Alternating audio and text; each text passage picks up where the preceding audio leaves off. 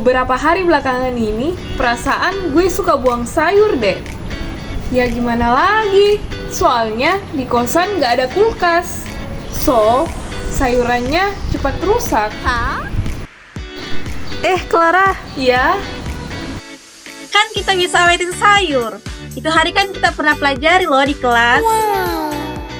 Ya nggak, Adel? Iya, betul sekali. Jadi, sayur itu bisa awet dengan memanfaatkan mikroorganisme. apa-apa? Mikroorganisme? Ya, betul sekali. Sayur itu bisa awet dengan memanfaatkan mikroorganisme, yaitu dengan cara mengkonversi gula pada sayuran menjadi suatu asam dengan proses fermentasi. Wow. Ya, gue ingat. Jadi, mikroorganisme yang digunakan adalah bakteri asam laktat, bukan? Nah iya, betul, bakteri asam laktat. Jadi, bakteri asam laktat ini mampu memfermentasi gula atau karbohidrat untuk memproduksi asam laktat dalam jumlah yang besar. Teman-teman, jadi bakteri asam laktat ini adalah bakteri yang dibutuhkan dalam berbagai fermentasi sayuran, di mana secara alami terdapat pada sayuran itu sendiri. Kemudian, dengan pemanfaatan bakteri ini akan dikombinasikan dengan garam dan suhu yang tepat, sehingga akan menghasilkan produk fermentasi yang bermutu baik. Kemudian, fermentasi asam laktat ini dimulai dengan gula yang disebut dengan glukosa.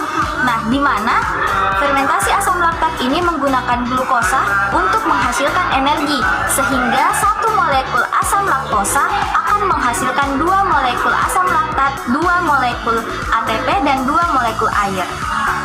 Nah, kemudian sayuran ini akan difermentasi dalam wadah tertutup untuk menciptakan kondisi anaerob, di mana bakteri asam laktat ini akan mengkonsumsi gula yang terdapat dalam sayuran, menghasilkan asam laktat sebagai produk utama dan menurunkan pH hingga di bawah 4,5. Eits, tunggu dulu.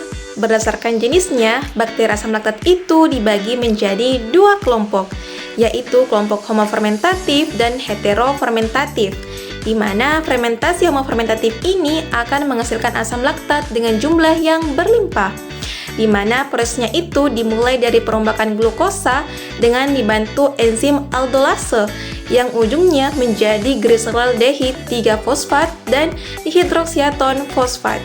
Kemudian, glyceraldehid 3-fosfat ini akan dirombak menjadi asam pirufat. Satu molekul asam pirufat ini selanjutnya akan dikonversi menjadi 2 molekul asam laktat. Nah, teman-teman, di sisi lain, fermentasi heterofermentatif melibatkan enzim fosfokitolase dengan hasil akhir glyceraldehid 3P dan asetil fosfat. Senyawa dari asetil fosfat ini kemudian dikonversi menjadi asetaldehid dan berakhir sebagai etanol, asam cuka, dan produk samping lainnya. Bakteri asam laktat dengan spesies heterofermentatif menghasilkan senyawa antimikroba yang lebih beragam. Sekalipun fermentasi yang dilalui adalah bertipe heterofermentatif, produksi asam laktat tetap mendominasi metabolit dalam bakteri asam laktat. Nah, setelah melalui proses 7 hari, fermentasi bakteri asam laktat heterofermentatif itu akan mati dan berkurang jumlahnya. Kemudian digantikan oleh bakteri asam laktat homofermentatif yang lebih tahan terhadap asam, di mana semakin lama fermentasi maka kadar air sayur yang telah menjadi acar ini akan semakin menurun.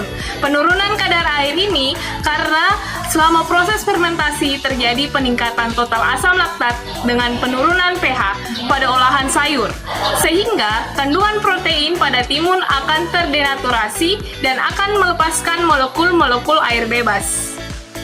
Jadi, teman-teman, selama proses fermentasi terjadi proses penurunan kadar air, di mana proses penurunan kadar air itu disebabkan karena proses fermentasi, di mana akan meningkatkan asam laktat dan akan menurunkan kadar pH, sehingga protein dari timun yang telah menjadi acar ini akan mengalami terdenaturasi dan mengalami pelepasan molekul-molekul air bebas. Nah, gimana? Tertarik membuat sayuran yang bisa diawetkan?